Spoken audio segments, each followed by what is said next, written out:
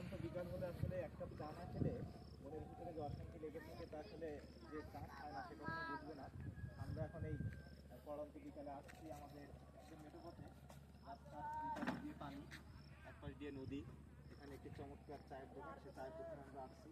কাকা, আমাদের চা হবে না? চারটা কি কোথায় গেছে? হ্যাঁ, দর্শক এখানে চা দিচ্ছে, চা হবে। কারণ আমরা যদি চা না খাই পৃথিবীতে আসলে কোনো, আমি মনে করি পৃথিবীতে যদি চা না থাকতো পৃথিবীর অনেক কিছু মানে অসুন্দর হয়ে থাকতো। চা আছে বলে পৃথিবী এত চমৎকার, এত সুন্দর, এত অপরূপ, এত আলোকিত। তো চা আসলে আমাদের দুইটা চা দেবেন, আর চা খাওয়ার শেষে একটু পান দিবেন।